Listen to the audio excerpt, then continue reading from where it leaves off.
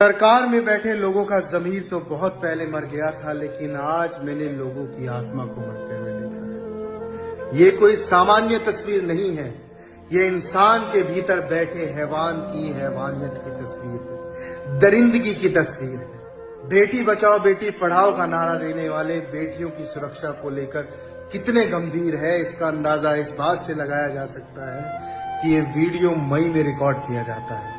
18 मई को एफआईआर दर्ज की जाती है, लेकिन वहां के मुख्यमंत्री, गृह मंत्री, हमारे प्रधानमंत्री, किसी को कोई खबर नहीं होती।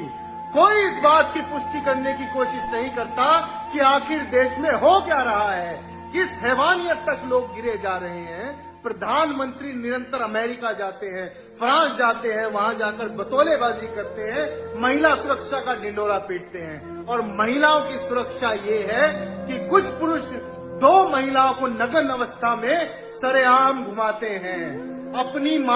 हम मानव कहलाने के लायक हैं ही नहीं। हम विश्व गुरु बनने की बात करते हैं, हम मानव कहलाने के लायक नहीं हैं। हमारे कर्म, हमारे कृत्य इतने घटिया हो चुके हैं कि विश्व के पटल पर हम मानव कहलाने के लायक नहीं हैं। विश्व गुरु की बात आप भूल जाइए। निर्भया के समय भी जितनी दरिंदगी दिखाई जा सकती थी, लोगों ने दिखाई, इसी देश के लोगों ने दिखाई। और एक बार फिर इस प्रकार का दरिंदगी भरा काम करके ये साबित कर दिया कि इस देश के कुछ लोग मनुष्य कहलाने के लायक भी नहीं है। समस्त कांग्रेस पार्टी चीख चीख कर प्रधानमंत्री से पिछले 3 महीने से गुहार लगाती रही, प्रधानमंत्री जी मणिपुर पर बोलिए। आप तो वही है ना जो रशिया और यूक्रेन का युद्ध रुकवा देते हैं, तो अपने राज्य में हिंसा क्यों नहीं खत्म करवा रहे।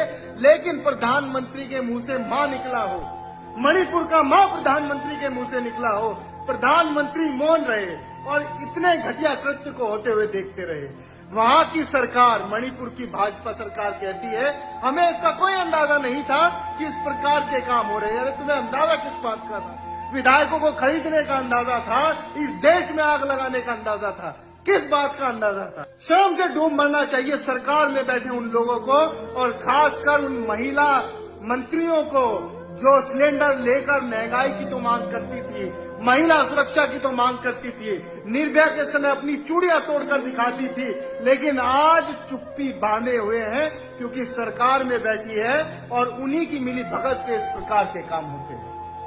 ताज्जुब है, आत्मा इस देश के लोगों की मर चुकी है।